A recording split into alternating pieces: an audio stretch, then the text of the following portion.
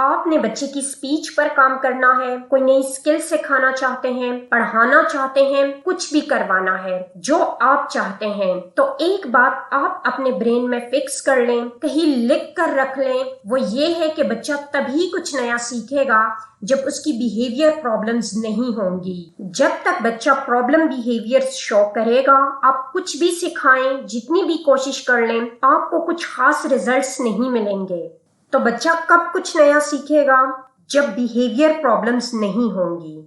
अब आप में से बहुत से पेरेंट्स ये सोचते होंगे कि वो कौन सा वक्त है कि जब बच्चा प्रॉब्लम बिहेवियर शो नहीं करता। बच्चा तो हर वक्त प्रॉब्लम बिहेवियर शो करता रहता है, बल्कि अक्सर पेरेंट्स ये कहते हैं कि उनका बच्चा हिटिंग करता है, बाइटिंग करता है, खुद को जमीन पर गिरा देता है, कोऑपरेट नहीं करता, एटसेट्रा।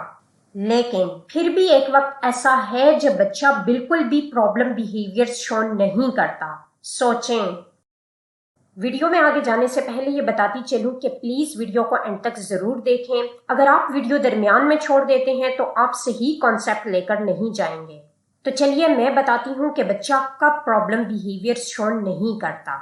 बच्चा तब प्रॉब्लम बिहेवियर शो नहीं करता जब आप बच्चे को अपनी मर्जी करने देते हैं, उसकी हर बात मानते हैं, उसे जो चाहिए वो देते हैं। फॉर एग्जाम्पल, अगर वो वीडियो गेम्स खेलना चाहता है, आप खेलने देते हो। वो जंक फूड खाना चाहता है, आप खाने देते हो।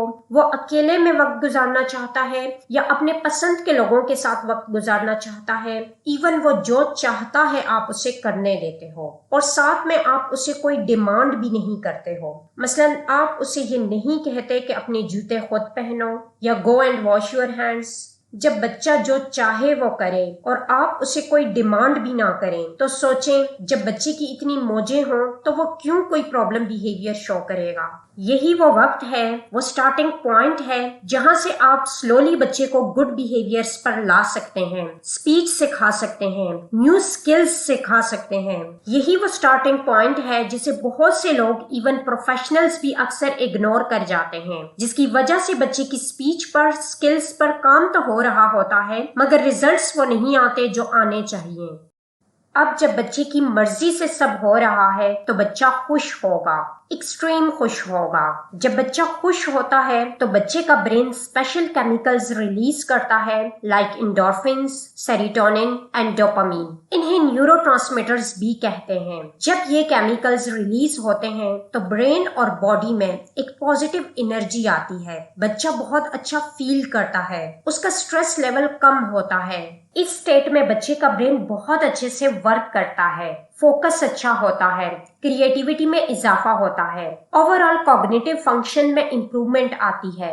जब बच्चा हकीकी खुशी महसूस करता है तो बच्चे की लर्निंग एबिलिटी इंक्रीज होती है। ये एक बेहतरीन स्टेज है जब बच्चे का मेंटल स्टेट आपको ये इजाजत देता है कि आप उसको कुछ भी नया सिखा सकते हैं।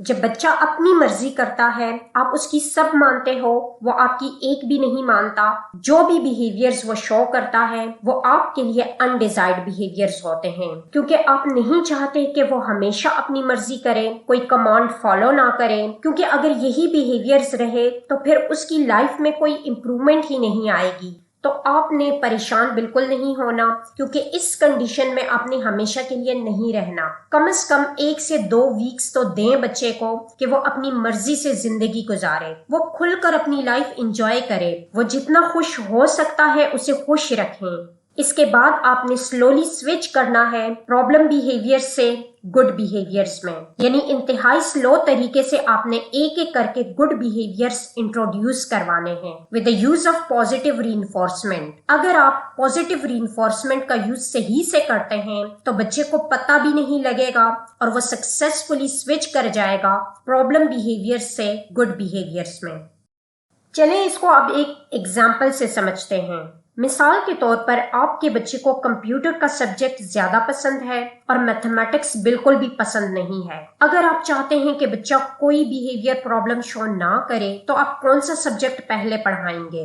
डेफिनेटली आप कंप्यूटर का सब्जेक्ट पहले पढ़ाएंगे, 1 to 2 वीक्स रेगुलरली कंप्यूटर पढ़ाएंगे, फिर स्लोली कंप्यूटर पढ़ाते पढ़ाते ही आप मैथमेटिक्स इंट्रोड्यूस करवाएंगे। मसलन अगर आप कीबोर्ड यूज कर रहे हैं तो आप बताएंगे कि यहाँ तो नंबर्स भी मौजूद हैं, फिर बताएंगे यहाँ तो प्लस और माइनस भी हैं, फिर आहिस्ता से बताएंगे कि फंक्शन कीज काउंट करें कि कितनी है, और इस तरह से स्लोली आप बच्चे को बुक पर भी ले आएंगे और कुछ अरसे बाद आप देखेंगे कि बच्चा कंप्यूटर का सिलेबस सक्सेसफुली पूरा कर चुका होगा और मैथमेटिक्स पढ़ रहा होगा। आई होप कि आप रिलेट कर पाए होंगे कि आपने किस तरह से स्विच करना है प्रॉब्लम बिहेवियर से गुड बिहेवियर्स में, जस्ट लाइक आपने स्विच किया कंप्यूटर से मैथमेटिक्स। ये प्रूफ टेक्निक है जो मैंने आपको इस वीडियो में बताई। अगर कोई बच्चा बहुत ही ज्यादा बिगड़ा हुआ है तो भी आप इस टेक्निक से उसका बिहेवियर ठीक कर सकते हैं। और ये टेक्निक ना सिर्फ ऑटिज्म,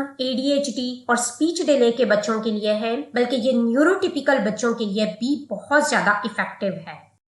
यहाँ कुछ बातें याद रखने वाली हैं, वो ये कि आपने प्रेजेंट सिचुएशंस में ही अपने बच्चे को खुश रखने की कोशिश करनी है, उसकी हर बात माननी है। जो पेरेंट्स सक्सेसफुली अपने बच्चों की मोबाइल फोन एडिक्शन छुड़वा चुके हैं या जंक फूड नहीं देते और बच्चे खुश हैं, वो प्लीज फिर से मत ले आइएगा इन चीजों पर। इसके अलावा आपको रिइंफोर्समेंट का यूज सही से आना चाहिए, जिस पर आगे वीडियोस आने वाली हैं। और एक बार जब आप गुड बिहेवियर्स पर स्विच कर जाएं तो उसे मेंटेन कैसे रखना है, और उसके बाद अगर बच्चा डिफरेंट वजूहात की बिना पर कोई प्रॉब्लम बिहेवियर शो करता भी है तो उसको हैंडल कैसे करना है, ये भी आप आने वाली वीडियोस में सीखेंगे।